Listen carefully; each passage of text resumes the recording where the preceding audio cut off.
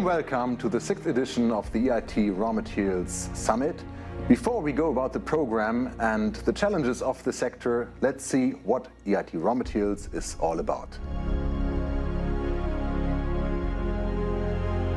In a world where resource scarcity threatens global prosperity, EIT Raw Materials is driving innovation and is connecting the dots for a secure and sustainable future. We are the largest and most active raw materials knowledge and innovation network, spanning the entire value chain and enabling the circular economy. Our goal is to make Europe future-proof and to secure the strategic raw material supply for Europe. The stakes were never higher, and we have to join forces now. Europe urgently requires vast quantities of raw materials to deliver the promise of the Green Deal. The newly enacted Critical Raw Materials Act marks the first crucial step towards a resilient and sustainable European future. The Critical Raw Materials Act has the potential to turbocharge the European raw materials capacity. We can mine more, we can refine more, we can recycle more, and this provides the feedstock for a booming European economy. EIT Raw Materials connects policy with industry, champions innovation, and mobilizes finance. We empower businesses to pioneer solutions and to turn today's challenges into tomorrow's opportunities. The transformation is coming, and we need to turn Europe into a powerhouse of innovation. We are not only helping startups, but we are also educating thousands of people to address the huge skills gap in Europe. We are training the workforce of today and educating the talent of tomorrow. Raw materials are the building blocks for a prosperous, sustainable, and safe future. From researchers and educators to manufacturers and policymakers, the journey toward a sustainable world begins with us. Together, we are building a globally competitive and sustainable raw materials industry. Now that you've got a flavor of what EIT Raw Materials is about, and having such a rare occasion to have you all under one roof, let's turn the act to action and let's go for it.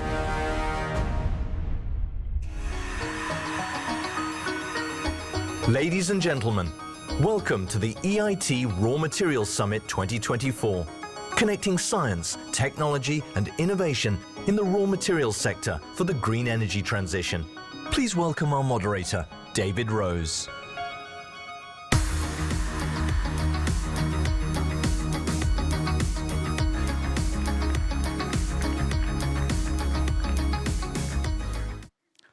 So, ladies and gentlemen, a very warm good morning to a rainy Brussels, and welcome to both our in-person and virtual audience to the Raw Materials Summit 2024, which I can very happily say is now officially sold out.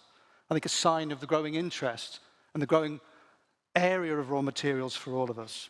Now, I want to start off not by talking at you, but by actually asking you a question.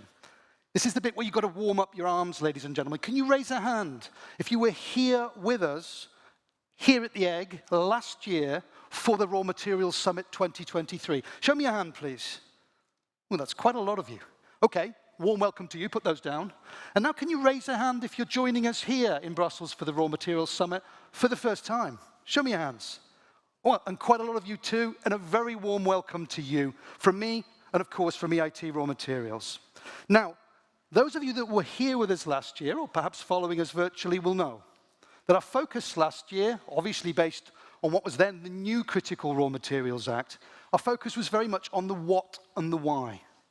Our focus clearly shifts now as the raw materials debate has clearly shifted at the European level and more over the last 12 months since the last summit to the how, to the implementation.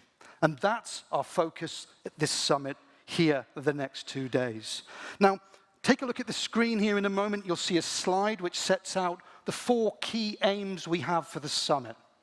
First, as you can see on the screen, to build practical pathways to turn the CRMA, the Critical Raw Materials Act, into action. Secondly, to engage and, more importantly, be heard across policy, industry, and society. Thirdly, to showcase Europe's unique raw materials and ESG capabilities. I've heard the phrase world leading more than a dozen times in the last few months here in Brussels and wider. And last but not least, to activate our role in enabling the ongoing energy transition. So that's enough from me to kick things off. Let's get straight down to business.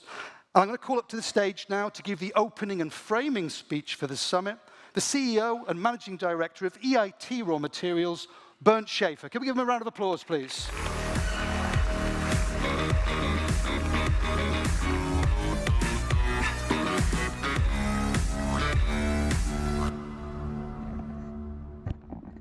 Good morning. Honorable Presidency of the Council of the European Union, Honorable Executive Vice President Šefčovič, Honorable Commissioner Ivanova, honorable members of the European Parliament, Your Excellencies, ambassadors and esteemed ministers of partner nations, esteemed member states representatives, esteemed representatives of the European Institute of Innovation and Technology, distinguished EIT raw materials partners and colleagues from across the raw materials sector, friends. It is my pleasure and honor to welcome you today on behalf of EIT Raw Materials, the largest and most active knowledge and innovation network in the sector. We are gathered here for the 6th annual edition of the Raw Materials Summit, arguably Europe's most impactful event for our industry. Last year on this stage, we were discussing a rapidly transforming business landscape and anticipating the Critical Raw Materials Act. Our gathering this year could not be more timely. Just 1 week from now, Europe's Critical Raw Materials Board will convene for the first time officially, bringing the Act into effect. This is a momentous milestone, yet there are also many challenges. All of us recognize that raw materials, and even more so, critical raw materials, are an essential building block for sustainable long-term growth. And that we can only realize the ambitious vision of the Antwerp Declaration by working harder, faster, and most importantly, together. Here, EIT Raw Materials, with our mandate to lead the European Raw Materials Alliance, occupies a unique position. We are building a network that leverages the strengths of the entire raw materials value chain. More specifically, we are creating knowledge and accelerating innovation. We are unlocking funding and investing in projects to open up new supply sources. We are creating jobs today and skills for tomorrow. And we are helping to create new raw materials superhighways through international partnerships. Today, this room is a microcosm of this powerful network. Gathered here are nearly 200 European leaders, policymakers, and officials who shape our strategies and priorities. Leaders and representatives of partner nations, business leaders who drive innovation, technology, and competitiveness, investors and financiers who fuel our endeavors, academics, researchers, educators, and colleagues from across the industrial ecosystem. I firmly believe that there is no challenge that we cannot solve when all of us work together with common purpose. Our conference theme this year is Powering Europe's Energy and Mineral Security Future. This theme is not just a call to action. It is a mandate that reflects our capabilities and underscores our collective responsibilities. Over these 2 days, we will delve into strategic issues from policy, innovation, and investment to industry, skills, and reputation. All are indispensable to strengthen the foundation of a future-oriented, secure, and competitive Europe. But we are not here just to talk, we are here to make an impact. Here I'm proud to say that EIT Raw Materials is already delivering. Since 2016, we have deployed nearly 600 million euros into new projects and innovation, and helped projects and businesses raise a further 500 million euros from the market. This totals more than €1 billion injected into the raw materials value chain. We have supported over 600 startups, which have built over 1,400 pilot plants, demonstrator projects and prototypes, and resulted in more than 250 products and services brought to market. So I'm delighted and excited to announce today that we are accelerating our efforts with €100 million in fresh funding over the next 3 years in support of the Critical Raw Materials Act objectives. These funds will be in addition to more than €200 million in investment already underway. We are making strategic investments to create a multiplier effect, expanding the investable project pipeline and bringing in more investors. We are bridging the gap between the upstream and the downstream, innovation and finance, research and education. And I'm confident that this summit will be a catalyst for much more.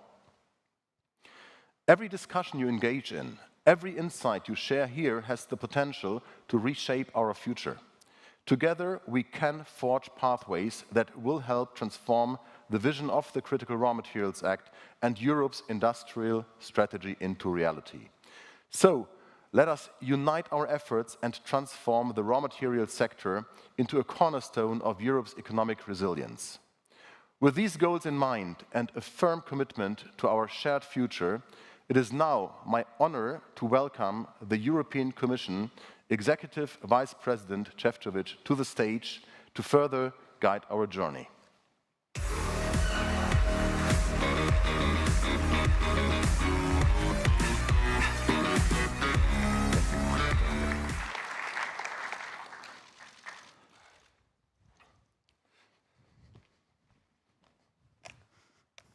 Hi. Hello there. Right, let's get started. So I've got a couple of questions for you on behalf also of our audience here, Maroš, just to focus in on the Commission's ambition and strategy to implement the Critical Raw Materials Act, the primary barriers and bottlenecks that you see and how you feel that we can overcome them, and also making sure that we can ensure the right level and availability of investment, and let's be frank, also with urgency. So let's dive into our first question then. One of my favorite phrases this year is that 2030 is approximately 2,000 days from now, and counting. And the message of the Antwerp Declaration with over 1,000 signatures, I think for all of us is very clear. So within this optic, let's focus on ambition. So how, for you, concretely, can we expect the European Commission to step up its ambition to ensure that we can effectively implement the Critical Raw Materials Act, and then make sure that Europe can compete on a more equal footing on the global level? Well, thank you very much, David. You pulled a very good calculator. I mean, so we know now what is the time until 2030. But first and foremost, I really would like to thank all of you for coming and for following us. Because when I came here this morning, I felt the buzz, the positive energy coming from the people arriving, and the fact that we broke all the records in attendance is just proving that indeed, as you said, Dave, in your introductory remarks, this is very remarkable even, and just prove that this is the topic we all in Europe should focus on. And coming back to your questions, I'm sure that also our participants clearly noticed that last, I would say, half a year, there is unbelievably intense interaction between the European policymakers, decision makers, and the representatives of businesses. We just want to make sure that our path towards climate neutrality is driven by reindustrialization, that we want to make sure that businesses in Europe will thrive, the businesses in Europe will have what they need to be successful, because Europe is first and foremost industrial power, and of course we want to keep it that way. And it's quite obvious that from this regard, the critical raw materials will be absolute key to make this happen. So when we've been looking at our dependencies, and I can assure you that we learned the lesson, because we know how dependencies are expensive. We just went through energy prices shock just a couple of years ago, and we don't want to repeat this in any other form, with any other commodity. And therefore, what we wanted to do with the critical raw materials is to have a holistic approach.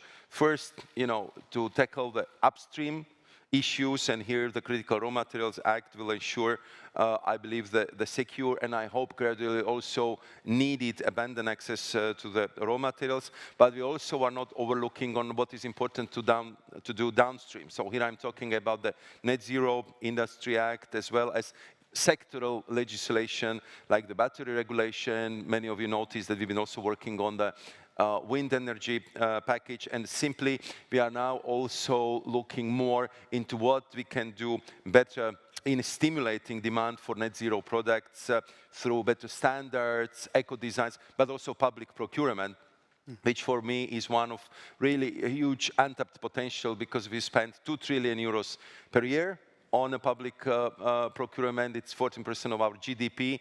And if you want to be green, if you want to be climate neutral in the future, clearly this should be properly reflected in how we set up the public procurement in Europe. Okay, and I'm going to transition on now to think about those barriers and bottlenecks. So what do you identify from the Commission side as the primary barriers and bottlenecks that we currently have to really be able to deliver on the CRMA targets? And how are we going to overcome those? I think that here we would need I would say, the stream of proper steps to be made in the right direction. And once again, I would like also to appreciate the timing of our gathering today, because as of next week, on the 23rd of May, the critical raw materials enters into force. And I also would like to inform you that we would like to organize on the same day the first board meeting for the critical raw materials with our member states, with the institutions, to really start on the first day. I mean, the best use of this new framework critical raw materials is creating for us. And we are finalizing our work on what would be the launch for the first call of strategic projects within a couple of weeks. So I believe that you have a good project, prepare them well, send it to us, and the launch will be organized within a really couple of weeks, so please be ready. And on top of it, we are very intensively continuing our consultations on the joint purchase of the critical raw materials for the needs of European stakeholders. As you know, I'm in charge of common purchase scheme for gas. We want to learn from that experience. I think we mastered the mechanics, the techniques, and we need also to discuss with you how to adjust it and fine-tune it also for the needs of using better European political weight and economic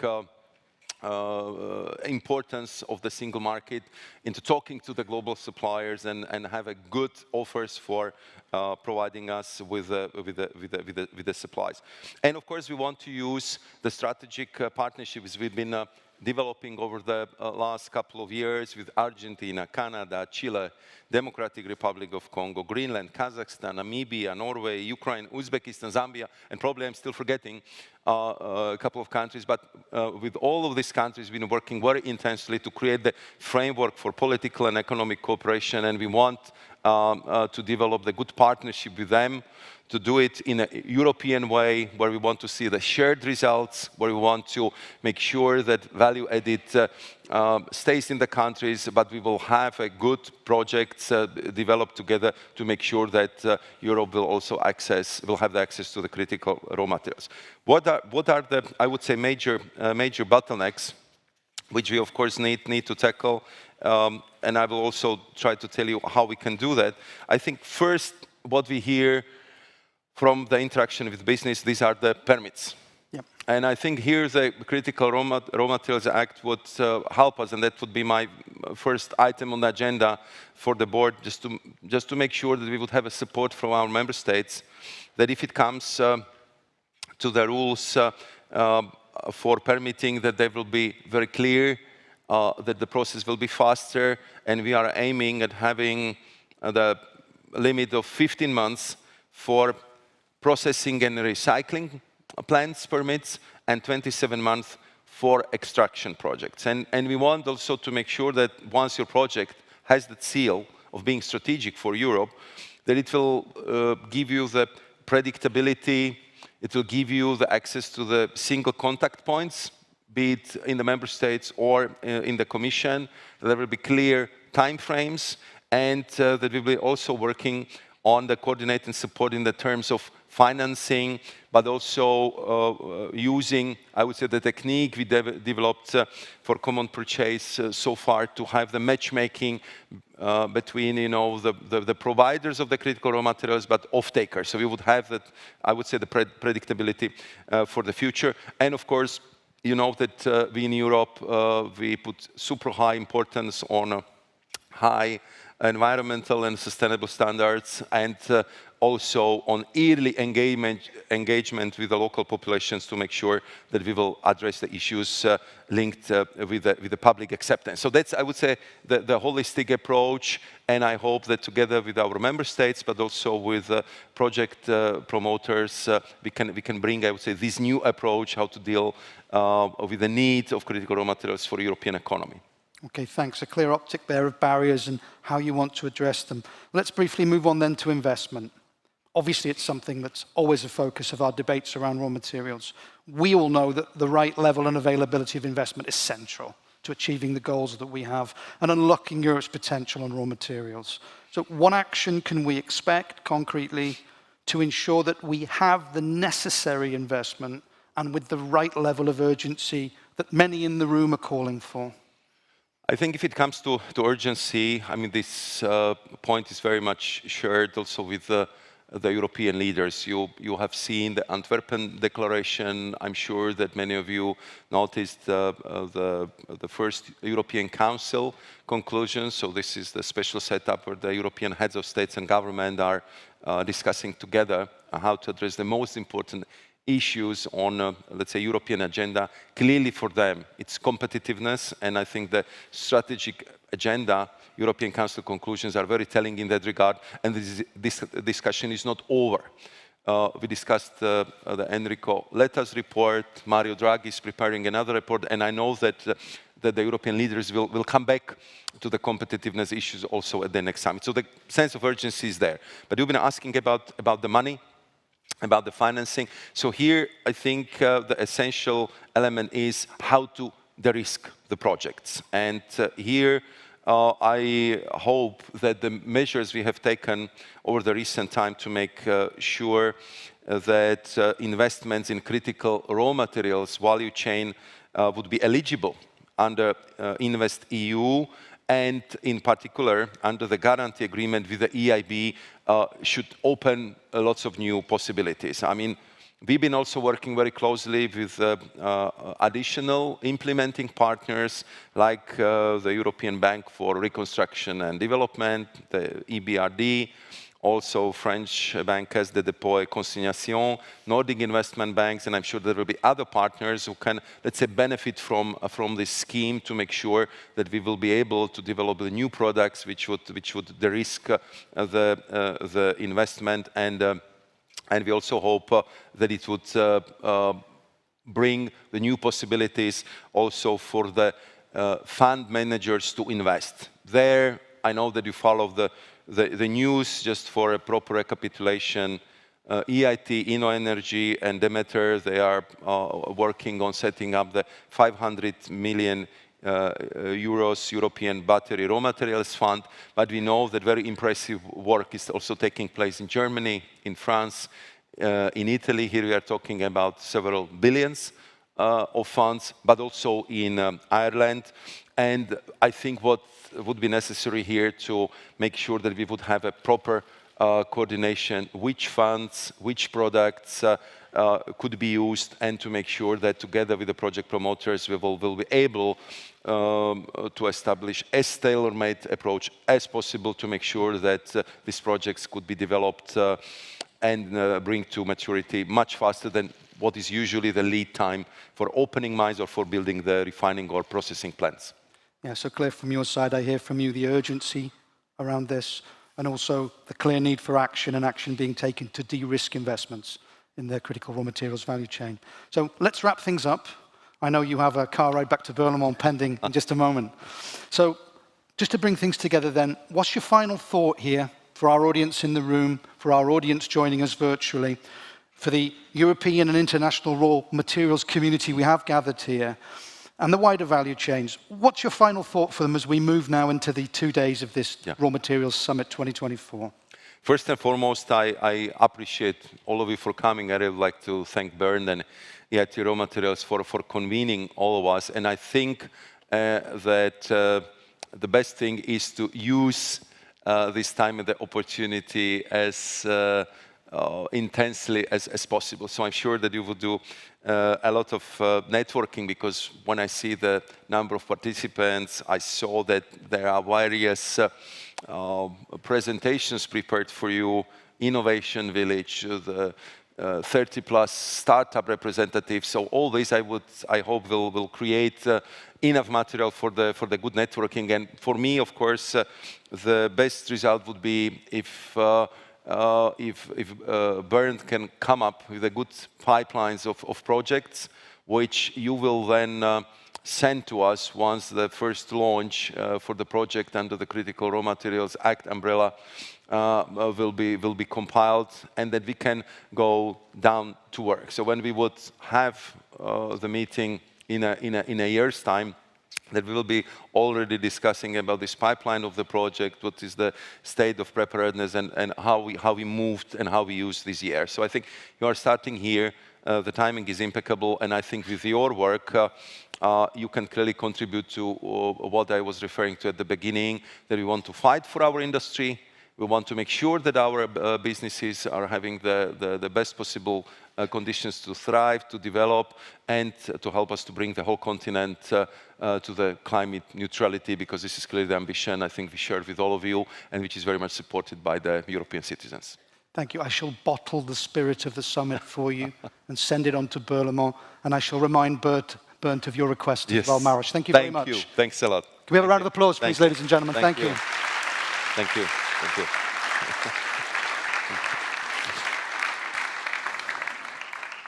So just to bring together this framing stage of the first part of the summit then, ladies and gentlemen, we've heard the opening speech from Bernd Schäfer. We've heard the comments, of course, from Executive Vice President Šefčovič there in the interview. The last step of this framing before we go into our first session is also to get some insights on the same idea and topics from the European Commissioner for Innovation, Research, Culture, Education and Youth, Iliana Ivanova, who's joining us via video. Thank you.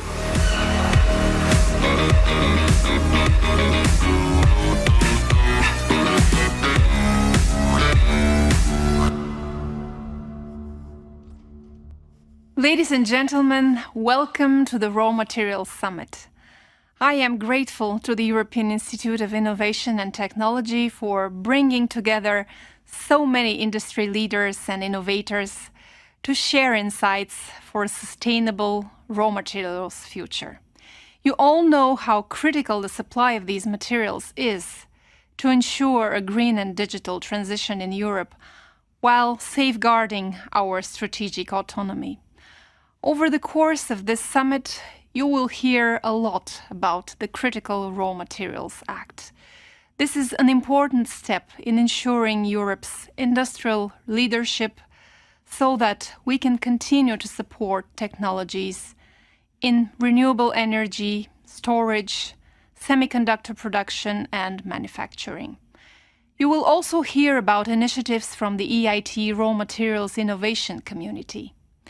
EIT Raw Materials connects hundreds of partners in industry, academia and finance, supporting technological advances in the sector, but also reinforcing skills and careers. For example, the EIT's Girls Go Circular initiative has already surpassed its target of training 40,000 young women in circular economy fields, a wonderful achievement to the benefit of everyone working in the sector. And there is more to come in training and education.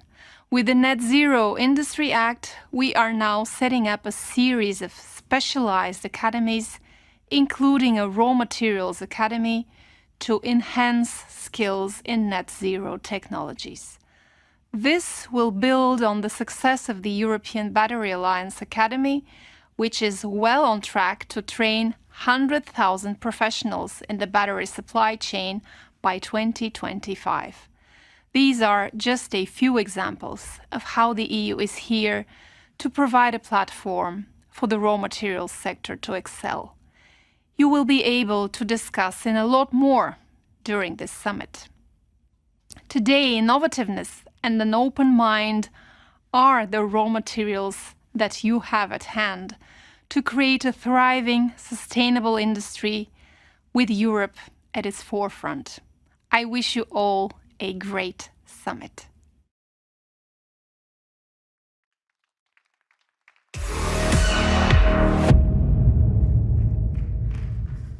So a big thank you to Commissioner Ivanova for sharing that video message with us. Could we give her another round of applause, please, as if she's here on stage with me, ladies and gentlemen. Thank you. Good stuff. Right, so now, without further ado, it's time to move on from that three-part opening that we've given you into our first key session, our first high-level debate here at the summit this year, the session on the Critical Raw Materials Act and policy meets industry. So could we welcome up to the stage, please, with a very, very big round of applause, ladies and gentlemen. A big one, I mean a big one, our panelists.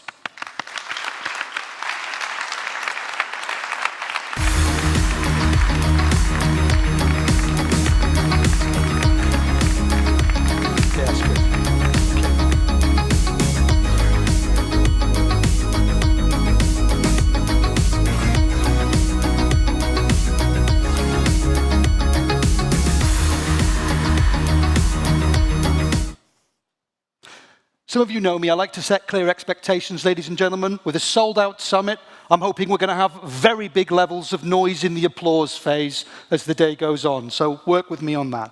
So let me introduce our panelists then from left to right, representing the European Parliament and Vice Chair of the Inter Committee, Anna-Michelle Asimapopoulou. Next, Koen Doens, the Director General of DG International Partnerships, DG INPER at the European Commission. We have Jan Mostrom, the CEO of LKAB and Euromines President. Next to him is Sinead Kaufman, the CEO of Minerals at Rio Tinto. And last but by no means least, joining us again after his keynote, is the CEO and Managing Director of EIT Raw Materials, Bernd Schäfer. So let's get straight down to things then. I'd like to bring up a slide, if I can, just highlighting a little bit our targets, to remind our audience about the targets of the Critical Raw Materials Act. Now, some of you are familiar with these, but let's not assume we all know them clearly. So let's just recap. What have we got? We've got the extraction capacity cover of at least 10% of the EU's strategic raw material consumption. On processing, it's at least 40%. On recycling, it's at least 25%, a raised ambition there. And also in terms of diversification of supply, not more than 65% of consumption of each strategic raw material should come from a single third country. So they're the targets we're working towards. With that in mind, let's get straight in then to our panel.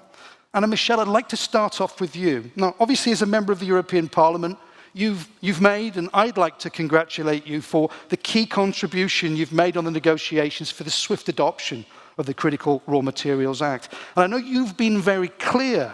We've had this debate together in previous dialogues in Brussels around how now we really have to focus on getting it done, on the implementation. So with that in mind, my question to you, what do you see as the priority actions at the EU level to make sure that we really do make a success of implementation?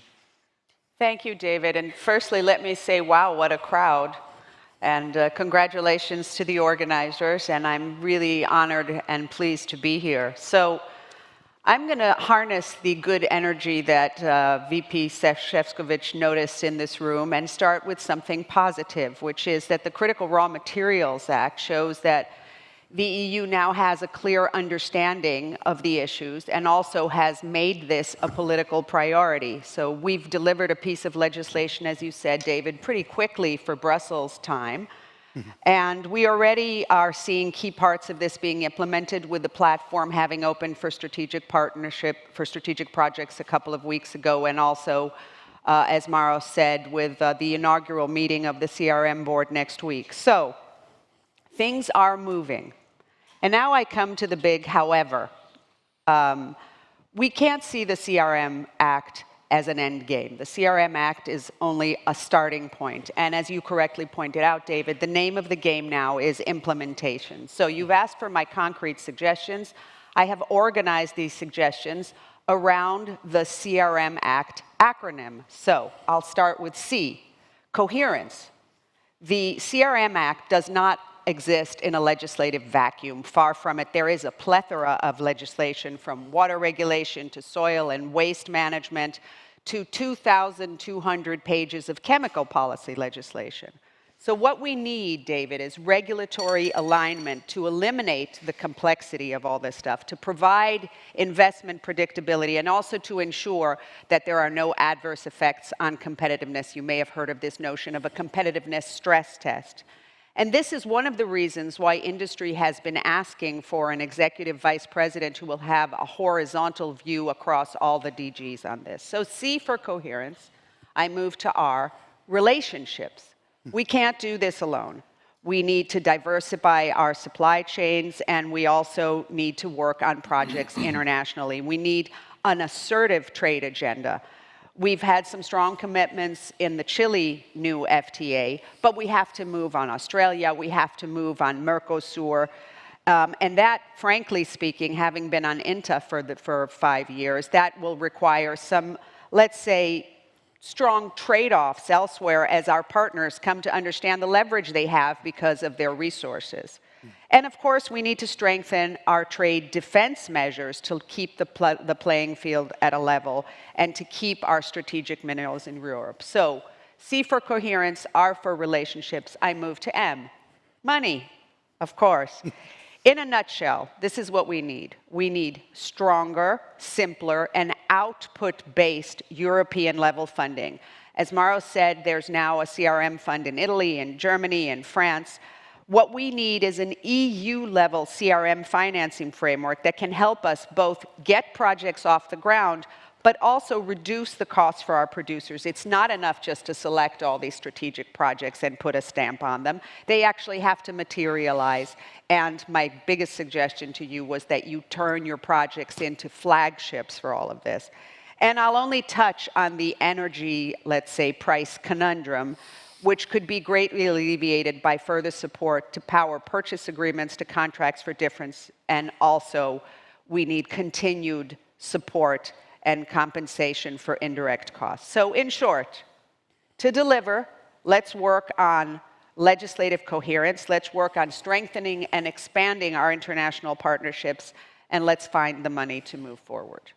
Okay, a clear CRMA from you. Thank you. So, Koen, I'm going to move on to you. Vice President Šefčovič touched upon this in his interview just now. In the last 3 years, the Commission's put a lot of effort, obviously, into supporting sustainable investments in the sector. And these strategic partnerships between the EU and its like-minded countries provide, obviously, and promise a strong future contribution to our resilience on raw materials. So in terms of questions, how do you see these partnerships in the framework of international cooperation contributing to Europe's supply security? And what can we expect on that optic moving forward? And where do you want us to be in the future? What's your vision for this? Well, thanks a lot, David, and very good to be here. And I think indeed, we've heard it from the Executive Vice President, and Michel has just mentioned it as well. We will not be able to do this clean tech transition towards zero carbon without partnerships with countries in the rest of the world. And even though a lot of efforts and a lot of things can, should, and will be done in Europe, it cannot be done without partners. And that's what we have been focusing on as of late with a multitude of players indeed. And that's really the focus now, is how can we drive these partnerships in a way that ultimately will both help Europe secure the supplies it needs, but to do it in a sustainable way, which automatically means to do it in a way that benefits our partners as well.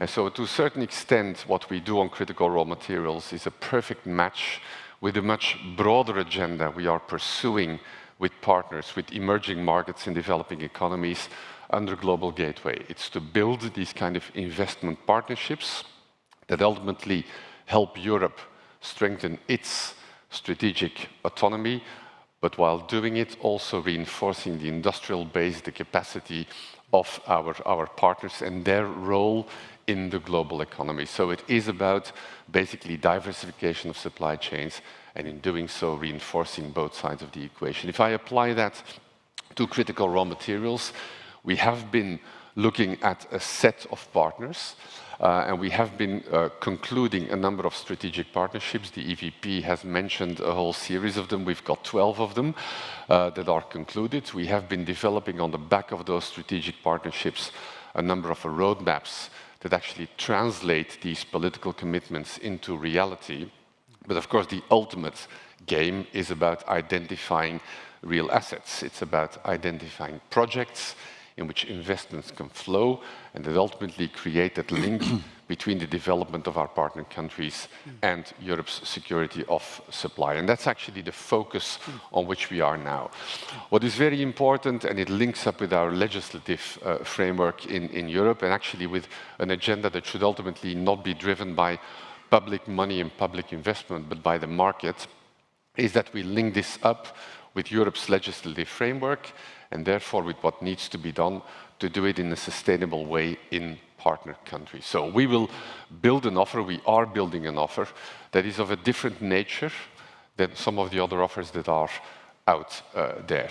We will obviously have top attention for the whole ESG environment.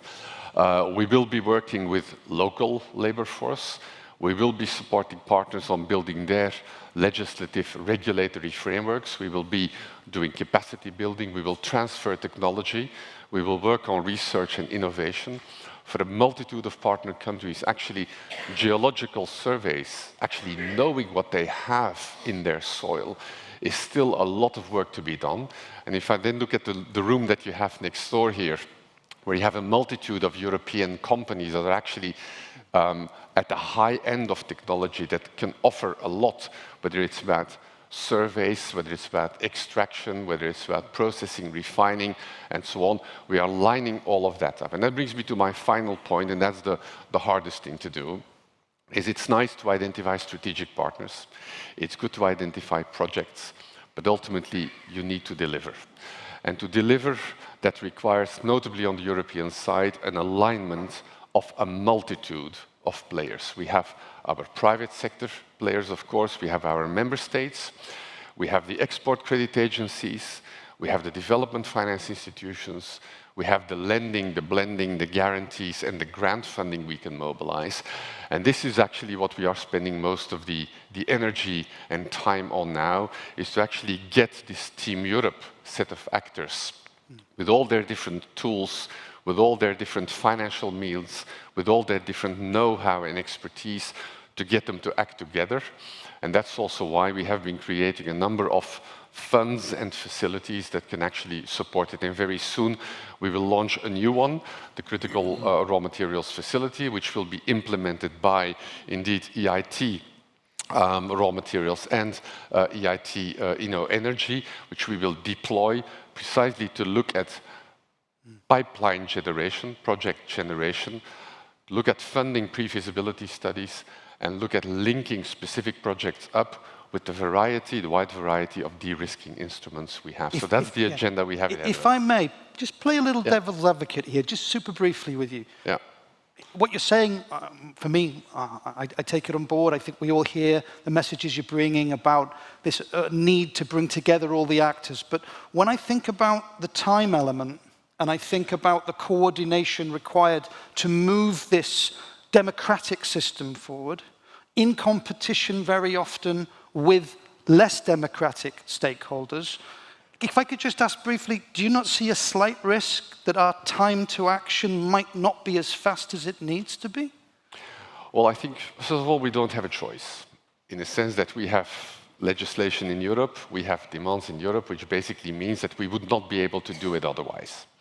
But secondly, when I speak to partners in Latin America, in Central Asia, in Africa, actually, they want action for sure, but they see that the offer that Europe brings comes with sustainability, comes with benefits for them that they do not get in the same way from other actors. So is there a problem with the offer we bring? Actually, no, not at all. It's beneficial for our partner countries as well. So the challenge is not there. The real issue is, can we move fast enough? Now, if I look at what we have been doing over a relatively short time span with partners, if I look at the business missions we've organized, I mean the Team Europe missions basically, yeah, with the industry, with governments, with the export credit agencies, with DFIs to Argentina, Brazil, Chile, Bolivia. If you look at the talks we are having in Africa with Zambia, the DRC, Rwanda, Tanzania, if I look at the discussions we're having with Kazakhstan and Uzbekistan, every time combining both Europe's industrial power, the technology, and the different financial players we have at European level and at member state level, actually, I think we can make it. Is it easy? No. Well, it never is, the business in which we are, but that's why that's what we're paid for, to make sure that this happens. So that's the energy. I mean, you refer to energy in the room. We will need that energy in the room to get the show on the road and moving. But if I look at where we come from and where we are now, I'm actually pretty confident we can do it. Clear. So it's one of my adages that I often repeat: challenging but necessary. Clear from you there. Yeah. Speed is needed, urgency is needed. But I've taken from you, and I think we all have very clearly that from your side, Europe has a really good offer to make on partnership. Okay, Jan, transitioning on to you then. I know that Eurominds has recently published its manifesto, which urges the European Commission and European actors, indeed. I read that. You got it with you. It urges European actors to strengthen Europe's raw materials supply. And you put forward a 6-step strategy there to unlock extraction in Europe. Can you give us the big picture of that, particularly with a focus on what's urgent, what's needed with speed to make sure that we can really deliver from the extraction perspective? Yeah, but perhaps before I start with the 6 steps to European resilience in critical raw materials, we identified actually 3 ways to strengthen the European raw material supply. Enabling and maintaining, license to operate. We will have to have a focus on that license to operate. It will be crucial. We also need growing and investing. What's that mean? A competitive framework. We also need, and we are, being responsible, which means that we have to recognize operational ESG excellence. If we come into the 6 steps to European resilience, what we have suggested is an executive vice president responsible for Europe's industrial future from day one. We have the comprehensive industrial policy, deliver an EU industrial deal which may maintain environmental objectives. The third part is think raw materials check. Check all current and future EU legislation on CRMA needs via efficient impact assessments. Industrial-centric policy review. Conduct retroactive regulatory review to balance competing environmental priorities. Competitive framework conditions. Foster an efficient level playing fields between EU and non-EU industries based on regulatory predictability and cost competitiveness. Increased access to finance. We always end in the finance. Enlarge the EU taxonomy to include mining and reform state aid provision to unlock investments. What I say is the highest priority is license to operate. To get a coherent framework for our difficult process to get our environmental permits without any implications in having a very good environmental track. So I would say that is absolutely the most important part. Okay, clear from your side. Sinead, I'll move on to you now then. I mean, as Jan's just clearly underlined, social license to operate is a key element, as is securing necessary investments for the extractive sector, including for companies, of course, like Rio Tinto. At the same time, obviously, if we want a viable market for our products, we still need to level the playing field, as was noted, with our global competitors particularly including state actors, of course. So what primary challenges are you facing from the Rio Tinto perspective to make sure that you've got the social license to operate and that you can keep that competitiveness on the global level? And how confident are you that we can actually address these challenges?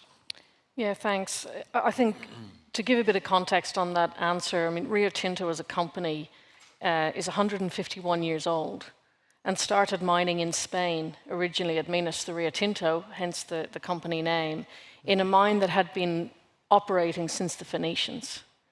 And so when we talk a long-term industry, we really are talking about centuries, not decades.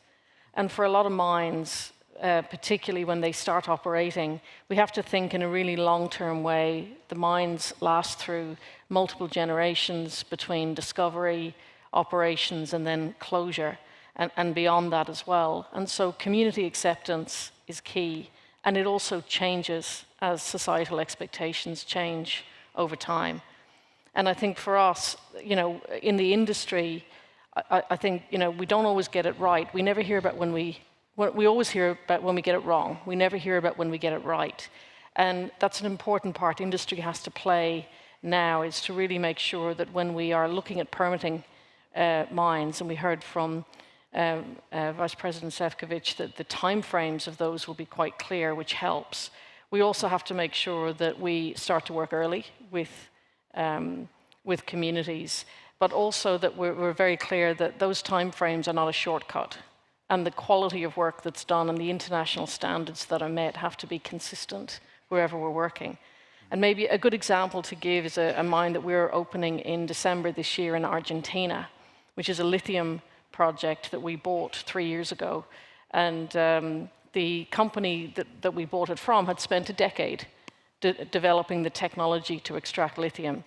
What Argentina has provided is a really clear framework on environmental standards that are unwavering, on an expectation around employment, on training, on investment, and fulfilling all of those requirements, as well as doing our own work on free, prior, informed consent, has meant we'll be mining by December this year.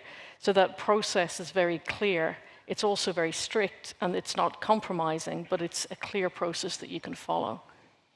I think for CRMA, to me, it's a really exciting start of a journey to be able to come back to Europe's really long legacy of mining. You know, I studied mining in Europe, and when I graduated, we did a 2-week tour of mines across Europe. I'm not sure you could do that, or you certainly couldn't spend 2 weeks touring around mines. And we've just got to remember that Europe has a lot of those technical skills and institutional knowledge, and a lot of the expertise around processing globally came from here in the first place. A lot of talent now is exported to other countries where mining and processing is key. And so regaining some of that is really important as part of the CRMA journey. Yeah. And finally, I would say on what makes it a success is when we talk about mines taking an average of 15 years to come online from discovery. That's assuming everything goes well. It can often take a lot longer. We need to make sure that we have a competitive landscape for companies to be able to come and invest in a way that they have to get that community support. They have to have a regulatory framework that is predictable, because when you're investing something, often billions of dollars, in something that takes decades to sometimes decades to see a return from, and a significant upfront capital investment in a publicly listed company, there needs to be a level of security to those investments. And I think CRMA can help us to do that. And give us the time to be able to do this work quite quickly as well. Okay, clear, thank you. So Bernd, moving on to you then. I mean, obviously EIT raw materials is an enabler in making the Critical Raw Materials Act happen in reality. What are your reflections on what you've heard from the Parliament, from the Commission, from industry so far in our discussion? Well, my first observation, as in many of these sessions, is that we can all agree that we agree. And I think there is no dissent here anymore. I think Anne-Michelle put it very nicely by saying we are now needing to go from understanding to implementation. That's at least my takeaway there. And I think many of the aspects that are around this, like the deregulation, like a debureaucratization, also joining forces, working on the international partnerships is key. It's one of the most important short-term ingredients that we see next to, of course, the need for stepping up investments and providing money to the sector. I think definitely we have to realize that we can't walk alone here. The raw materials game is a global scramble for raw materials, and that means we have not only to look at how we can open in the quickest way most mines as possible in Europe, as like, for example, in the Eurometaux Manifesto clearly stated that there is the need to open additional mines in Europe, but we have to work in parallel on the international partnerships. I think DG INPA is a very important player in here, and I'm happy that we are having this discussion and we are actively interacting here with DG INPA. The key question for me, and this is always on how we put the equation, how can we equate the needs for raw materials going forward? How much of which kind of raw material is needed by when for the green transition from a fossil to a non-fossil industry to decarbonize industrial ecosystems? And how do we translate this into also a timely activity that addresses the international partnerships short term, the long term still mining needs in Europe, which will be under scrutiny to what extent they can be really implemented by shortening the permitting times, and what can be done also by other activities, kind of also technology and also de-raw materialization, as we are working also on finding solutions to this equation by finding solutions for raw materials. Like, for example, we are having a project where we are talking about stainless steel without nickel. Yeah? So you wouldn't believe this, but nickel is a scarce raw material, and we have been finding a solution with an important player in this sector to take nickel out of the stainless steel. So of course, everything goes together, and I fully agree that when we are looking at what does it take on the social license to operate, what does it take also on the public acceptance, what does it take on the entire narrative of the sector, I think we have a good story to tell. And this aspect oftentimes comes far too short.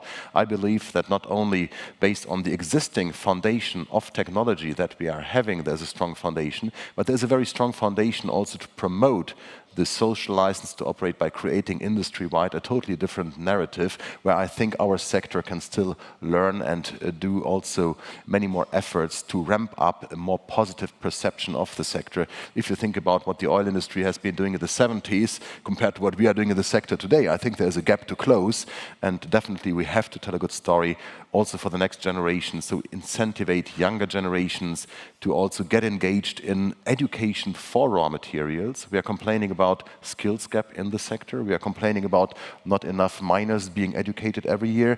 This is also to some extent a consequence of a very negative brown perception of the relatively green and high-tech raw materials sector. So I think when looking at the 1.2 million skills needed, projected by 2030 just for the renewables and electrification industry and the raw materials sector, we have to do a major effort. So we are not disconnecting the investments that we are undertaking by, let me say, the software that is needed to also operate those investments in the right way. And this certainly will also then cross-pollinate the thought process on how we can get this not in my backyard mentality, or rather better in my backyard mentality, that then also ultimately not only increases the social license to operate, but also the willingness to give permitting, because I think we can agree there's some kind of a triangle between social license to operate, political permitting, and at the same time also attracting finance next to, of course, the offtake discussions. I heard the contract for difference argument here, which is a strong one, and we have to also certainly talk about mechanisms in there, which is no rocket science to establish this. We have been doing this in other places. So I think at the end of the day, Europe's perspective, and I think also the global perspective for the raw materials sector, is much more positive than it's being perceived across the board. I think we have many very good activities underway, EIT raw materials and CRMA. We have a very strong pipeline of raw materials projects that are here and that are waiting on the parking spot to get financing. So now let's really make it happen and engage together with policies, with also industry, with financiers to get those projects to financing. I think we have very great opportunities in the international partnerships. It has been mentioned about the current and recent partnerships that we're undertaking internationally. We will have talks around this summit with separate countries from Africa, also from the Central Asian region, from North America, about opportunities, how we can join forces here. I certainly believe there's also a huge potential in the recycling activity, so let's also not forget the entire circular economy, where there is a huge momentum that we need to create now, although what has not been mined cannot be recycled. That's clear to everybody, but we need to build the foundation on a functioning circular economy today, so we are prepared and also expand our technological and know-how leadership here to an advantage of Europe's competitiveness and ultimately employment and prosperity. So I think that's from my point, the major takeaways from the great interventions here, and I'm very happy to have this very diverse mix of panelists together with me here talking about this topic. Yeah, thanks, Bernd. So I want to bring things together now. I think we've reached more or less the end of our time budget for this particular session. So I just want to get, if I can, some closing reflections and maybe a takeaway comment for our audience from each of you on our focus here of the vital elements to get right in implementing the Critical Raw Materials Act. So I'd like to go, Jan, first to you, just for your brief takeaways. Then Sinead, I'll come to you. Koen to you, and last but not least, Anna-Michelle, I'll come to you, okay? Yeah. So Jan, please. What I think is important, as you said, Bernard, is how to balance public acceptance and overriding public interest. We want to be at the public acceptance, but we also have to have a permit process that endorses that we actually contribute with a very sustainable mining industry within Europe. So that will be, I would say, the trick, and we have to join forces, really to join forces, to explain that mining within Europe is the most sustainable way to produce these types of materials, and it's also fundamental for a competitive value chain where it all starts with raw materials producing energy, electricity that produce more raw materials that produce all other products within the European industry. Okay, thanks, Jan. And Claire, Sinead, on to you. Look, my closing comments would be it is a really exciting time to be in mining when the demand for materials that are needed with a real purpose to decarbonize the world are so clear. It doesn't really matter what numbers you use, they're all at a significant increase in things like lithium, in nickel, in copper, in graphite, and cobalt than we need today. However, Europe also has some of the highest standards from an environmental compliance perspective, so we need to be proud of that, and we need to make sure we leverage those standards to work sustainably to grow new mines, and also to consider the technology that already exists in Europe on recycling, on processing, and that we can use to bring together a really exciting chapter in the next 100 years of mining in Europe. Indeed, you tell a long story, I like that. Like you, I studied geology as my first degree, and I've got that deep passion for mining I can't get rid of, and it comes across so strongly. Thank you. Koen, on to you. Well, I think, for me, I think the joint sense of how important it is and the sense of urgency, for me, the top priority now is to use that, actually, to do what needs to be done. And we know that a lot of what needs to be done pushes a number of players out of their comfort zone. If I look at some of the markets we're looking at, they're frontier, they're difficult. Unless we now use the sense of urgency to get out of the comfort zone, we won't be able to make it. And that's my key purpose. It requires granularity. That's what we're working at, and it requires teaming up of a number of actors on the European side, but also, and I did not mention that, of course, there's a whole G7 dynamics, the Mineral Security Partnership, the work we're doing with the Americans and with a number of the others. And I think that by creating this kind of coalition, I think some of these more difficult things out of our comfort zone can actually be done. So for me, that's top priority now. Use the urgency and the importance to do exactly that. Okay, momentum with focus, very clear. Okay, Anna-Michelle, coming on to you. Well, I spoke inspired by the CRM acronym about coherence, about relationships, and about money. So that leaves the A. And I think that we have to be open that CRMs involve geostrategic considerations and, frankly speaking, just politics. So this is why I floated the idea of a critical raw materials ambassador or envoy or whatever you want to call them, somebody who would report to the college on these issues, and somebody who would be more in charge of, let's say, the power politics and map not just the industrial considerations and challenges which the esteemed group of panelists have outlined today, but also the political developments that go along with this. A daunting task for sure. However, I think a necessary one if we want to keep the big picture in focus. Okay, thank you very much, ladies and gentlemen. Could we offer a huge round of applause for our panelists, please?